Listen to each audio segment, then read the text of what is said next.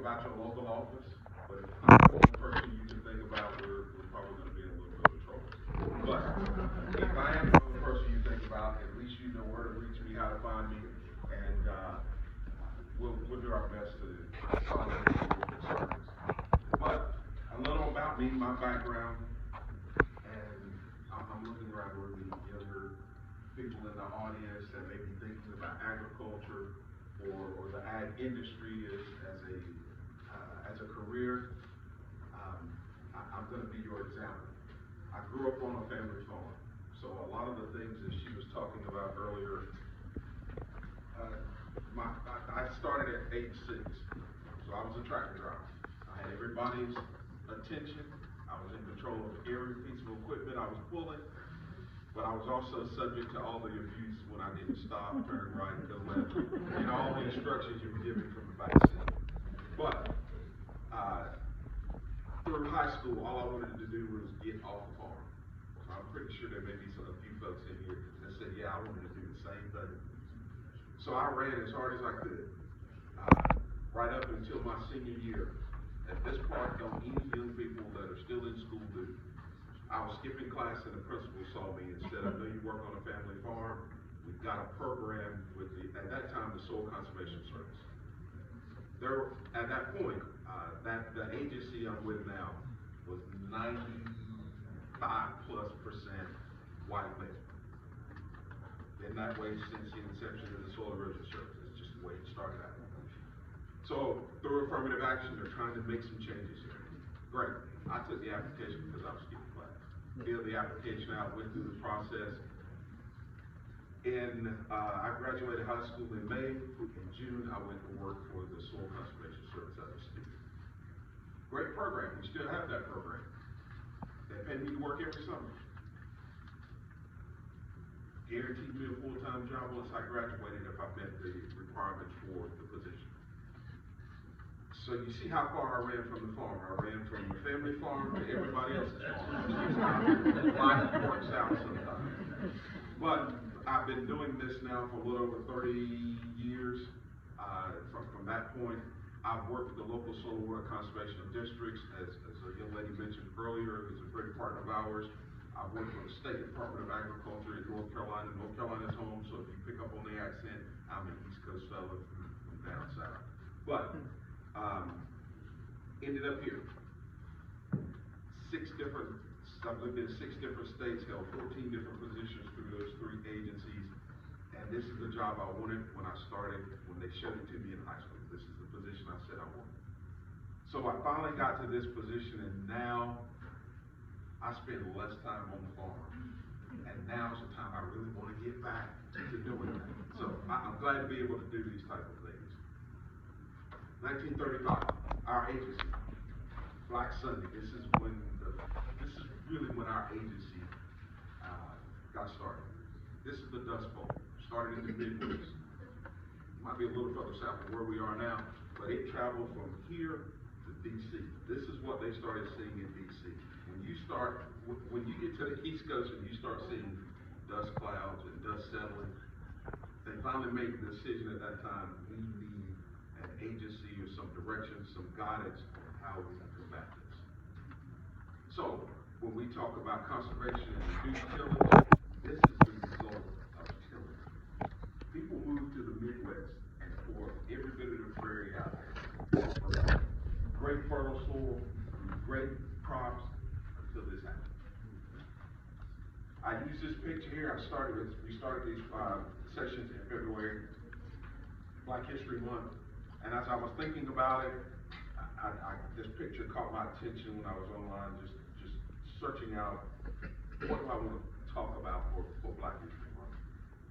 But it kind of goes beyond that, because when we talk about agriculture, the first thing that we think about is cotton down south, slavery, and the farm, and then we got to the point we can own farmland, and then throughout history that farmland has been lost or taken, stolen, or however we want to label that. We have made an impact in conservation from the beginning. We've always been in touch with it, whether we're working it, making improvements, when you start talking about inventions, there's a long history list there as well.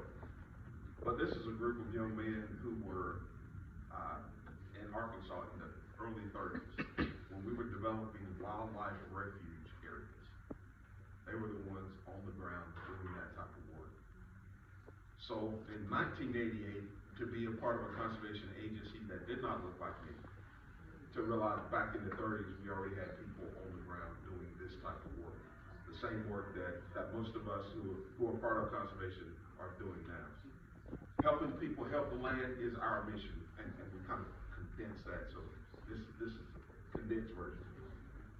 But our mission is to put landowners or provide financial and technical assistance to landowners to help them solve their conservation needs.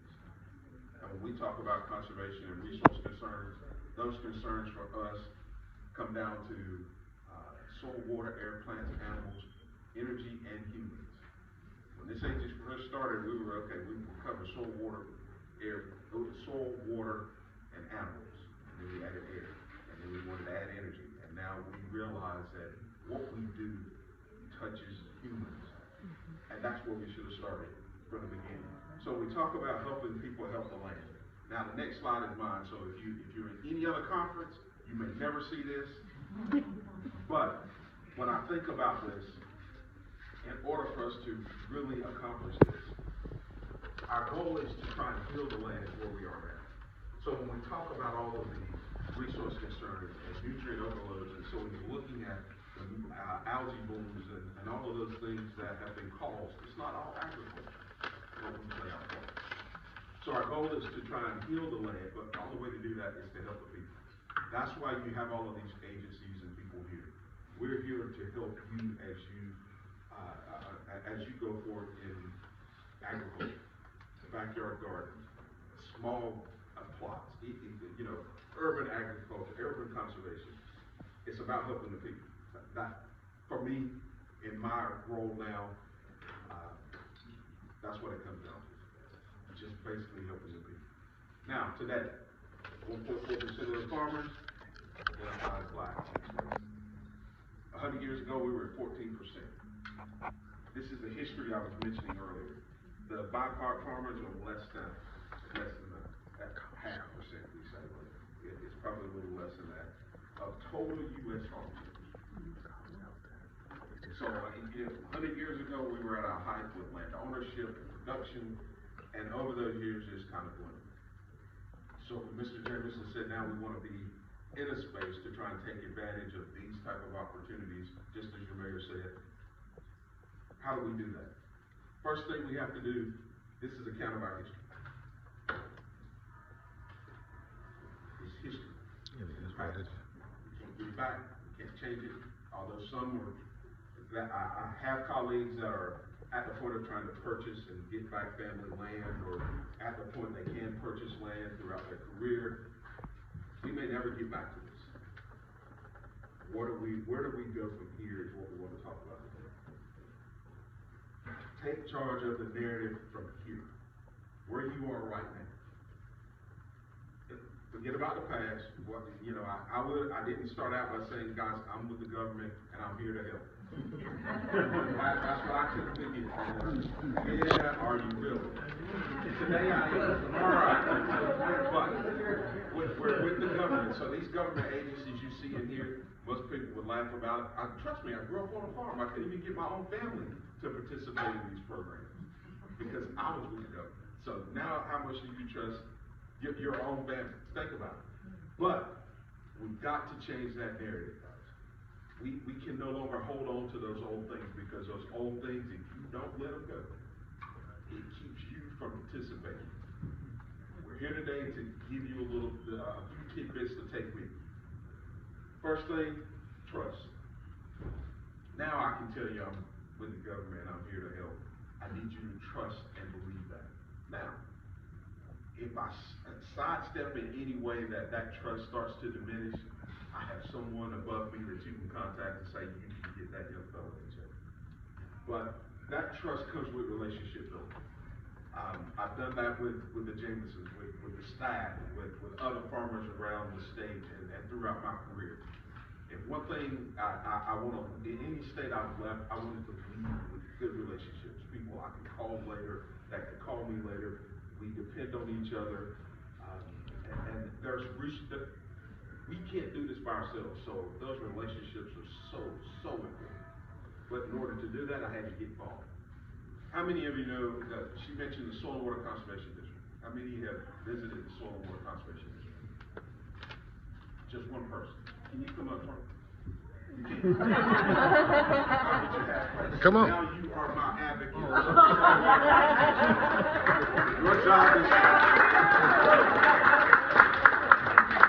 Your job is to tell everybody in the room about the Soil and Water Conservation District. But not only do you go there, serve on the board. Whatever county you're in, 3 people, or it may be, it was 3 in North Carolina, I made a mistake. There are elected members on the board, there are voluntary members on the board, there are associate members. Some boards have youth in those positions because we don't know what we don't know. And when we start to get involved, you're going to hear things around that table that may impact your community. And now you're at the table to help impact the direction of some of those programs. That's why that trust in you getting involved is going to be critical. Accountability. That's all of us, we're responsible. As I mentioned to you earlier, if I'm not in the right place, you hold me accountable. Call me. Jerry, I think you may have said something wrong. We need you to come back and clarify that. If there's any staff, NRCS staff, that are assisting you, if you don't feel like you're getting the service you deserve, pick up the phone and call them. Ask the questions. And if you still feel like they've got a boss, we all have a boss. And now we can all come around the table to continue to build that trust, but also hold each other accountable for what we're supposed to be doing. Knowledge. I mentioned a couple times, we don't know what we don't know. Some of you are probably wondering, why am I here right now? What am I going to get out of this session? Well, we've always been told you're going to get out of it what you put into it. So if there's something that you need clarity on, if you ask the question, are there free soil samples? You want to know. So we're going to help you find that answer. That helps you. Now you can share that with somebody else to say, look, I got free soil samples done, on my site. Here's who you contact. Here's where you go. And if they say, well, no, we don't do that anymore. Well, hold on. Let me call Mr. Raynor, because I know this happened because I've been through it. Better yet, go with him to the office and say, you did it for me, so what's the difference? Guys, those are some of the things you didn't do in the past. As Mr. Jameson said, you know how we work. They won't give me a loan, I'm never going back. But these are the opportunities. And now we step back and look all the things we missed out on over those. But nobody pushed, nobody advocated. The mission of the agency of USDA was always to provide equal opportunity, equal access. All the time. There were people that were delivering those services that did not do that. Had nothing to do with the agency not doing it. But we had to take responsibility. So the reason we're doing this is because we're saying we're taking responsibility to make sure everybody has equal access, equal opportunity. I can provide you with all the information. Now your responsibility is to decide what do you want to do with that information and how we can work together. But do your research. If you're thinking about a backyard garden, if you're thinking about raised beds, if you're thinking about cover crops, YouTube and Google are wonderful. Everything the young lady showed you this morning, you can find it on YouTube. Search cover crops, backyard garden, raised beds, bucket irrigation. It's there. Now, it may not mention that there's technical financial assistance, but the local Soil and Water Conservation District, I showed you the photo from 1930 when Black Sunday did. One of the first things in legislation, we have to have a body that can handle this workload. Those were the Soil and Water Conservation Districts. The same board I mentioned to you. That is part of their responsibility. That's why they were founded. Visit with those folks. Stop in the office and say, look, I have a problem. And you know what, better yet, let's schedule a time for you to meet me on site. Doesn't cost you a dime. These are your taxpayer dollars at work. And if you won't take advantage of the taxpayer dollars, the other producers will take advantage. Adapt, evolve, overcome. I mentioned it earlier. History is history. Let it be that. Don't forget it, because we don't want to repeat it. But with that in mind, we have to adapt to where we are right now. So if we want to take advantage of this part of agriculture, of this, I won't say movement, but it's going to be here. Because as long as there are people that need to eat, communities we need to be, that can't afford the produce, we have an opportunity to adjust ourselves, to adapt in these arenas. But then, just like as the government said, oh, you know what? We have these places out here. We have farmers markets. I remember being in a meeting before when they first talked about allowing your SNAP benefits to be utilized at farmers markets and local produce areas. Well, how's that going to work? Well, we've got to get the producers and the people at the markets to participate in the program. So now that local food and produce is there, and those that are producing it can take advantage of some of the program benefits that the government provides. We have to adjust, guys. We've got to be ready to overcome any challenges that face us. We've done it. We've been doing it. We're going to continue to do it. And that's why anything you hear here today, make note of, take a note. Visit with every table, grab their flyers, grab their information at your leisure, read through it. There are things that AgriBility talked about in the first session that just as soon as I left, I told my wife, I wish I'd known about this. Because my dad being a Vietnam veteran helped just, this is probably one of the only people I knew that can break a leaf or a limb off of anything and stick it in the ground and grow it. Left the military, the truck driver, farming, and when his health declined, he built all kinds of equipment to be able to continue to garden at home. Have raised beds. Look, I need you to show up because this is what I'm doing so I can get my scooter between the beds. So I can, I need you to help me set up. This agency has that equipment and has access and can help you gain access to it. Yeah, and I told her, I said, I could have had Dad in one of the scooters with the track tires on it and all the things that he was reading about. If I'd just known, this is available. So grab that information.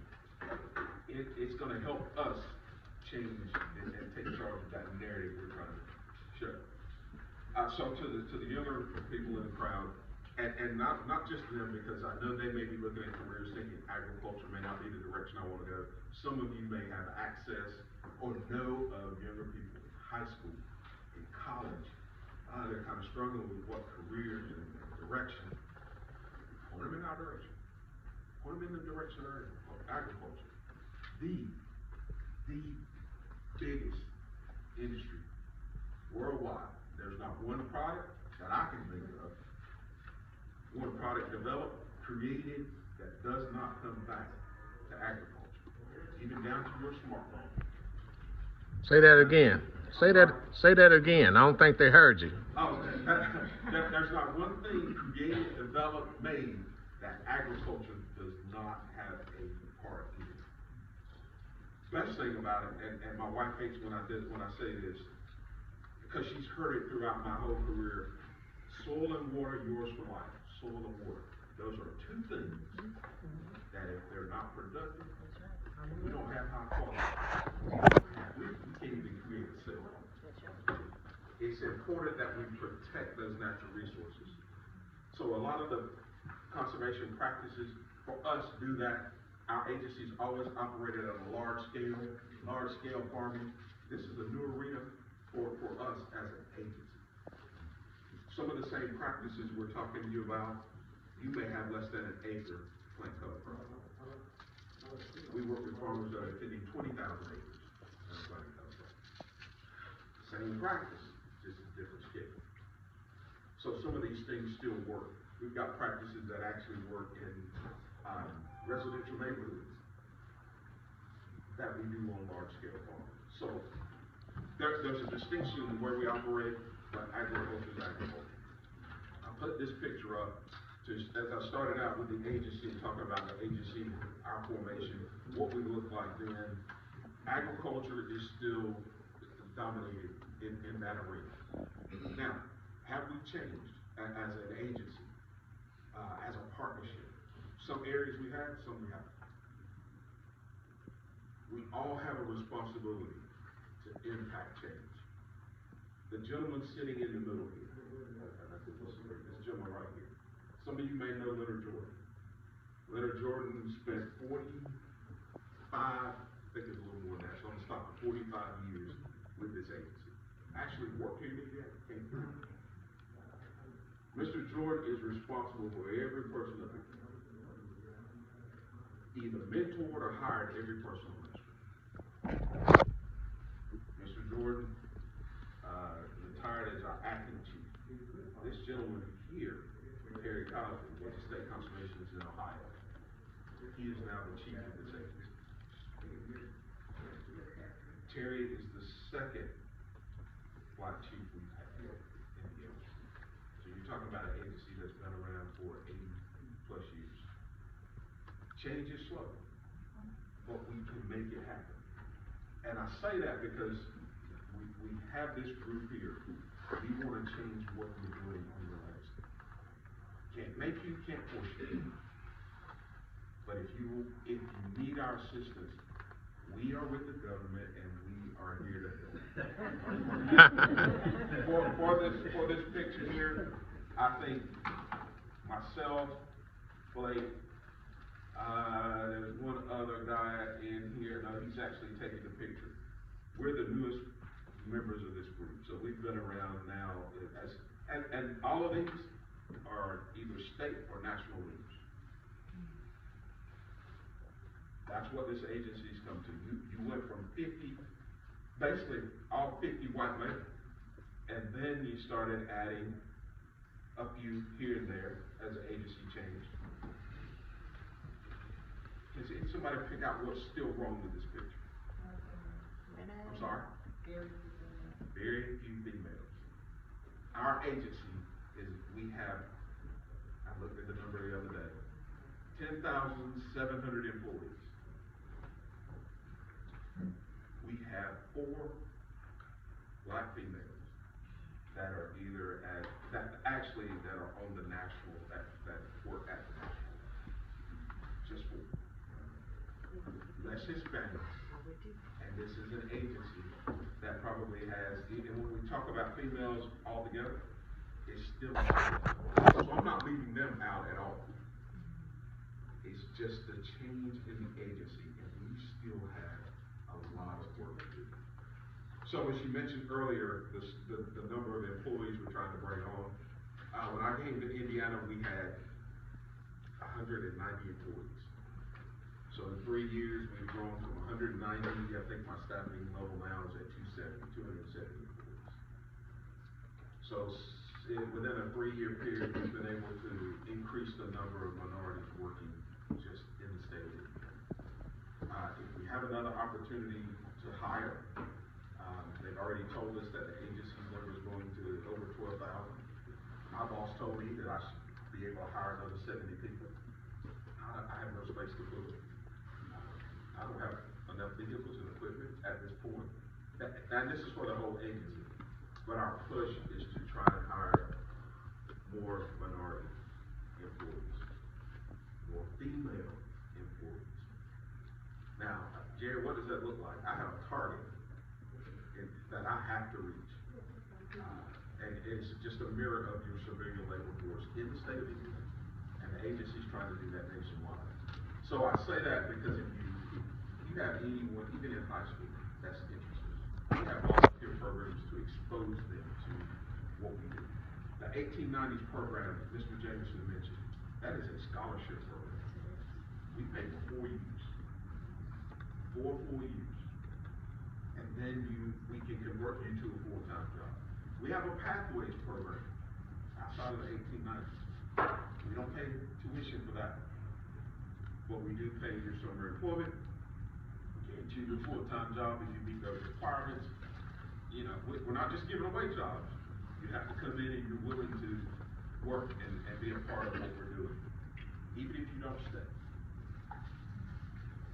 Even if we have made an investment in agriculture in the state of Indiana, around the country, and it's something that the younger employees or the young adults will take with them no matter where they go. Now, I've had people leave this agency and come back because they went to the private sector and realized, you know what, I thought you guys had demanded a lot of us. But that private sector job that I'm trying to get out of, those 60-hour days and weekends, and I know we don't pay well. We don't pay the best. But this is what we do offer. The assistance that we offer to producers, I'll tell anybody. When they ask me, Jerry, how do you know you've reached a level of success with Perfectly Living? When I can come into a room and people say, Jerry, I want to thank you and your district conservationist and the Soil and Water Conservation District for helping me on my farm. I've got a lot of stories from around the country where our agency has come in, demonstrated the conservation practices, made available to them our knowledge, our technical expertise to change their management style on their farm so they can continue to farm. I've seen this around the country. When I got here to the state of Indiana, they introduced me to one of the largest farmers in the state. And I mentioned to you earlier, this farmer was telling me he and his 3 brothers were farming about 20,000 acres. And they were at the point of deciding to stop farming. Because I was told, get out of farming because you can never make a life at it, you're not going to make any money, the whole nine. If we don't change what we're doing, we won't make any money at it. But he took the conservation to reduce tillage. He said, well, if I just real quick in that discussion said, if I reduce the tillage, I can cut out at least 3 trips across the field. That's 3 times my tractors that burn. Just his fuel cost alone was enough to say, I can do this for another year. So when we talk about these things, guys, we can sit down and have really deep conversations about it, even down to the cover crops. We've got farmers around the state that can show you their return on investment. And when you're seeing 100+% return on investments because of conservation on a farm, it makes a difference to them. Those guys will tell it on the mountaintop if you can get them there, and there's an audience. They will let you know. An older gentleman I worked with in North Carolina for 20 years rarely put fertilizer out for any of his crops just because he figured out the mixture of cover crops, the living soil. So when you're riding around now and landing, you're traveling from state to state, and you start seeing these bare red patches, and you see a tractor that's out there just disking, and you'll think about, there is a better way of him possibly doing that. Why won't he change it? He doesn't have to at that point. But the economy, the environment, rules, regulations will make you have to decide, what do I want to do and how I can do this different. I'm done. I assigned time for 30 minutes, so I will get out of the way. You guys understand. I will take any questions.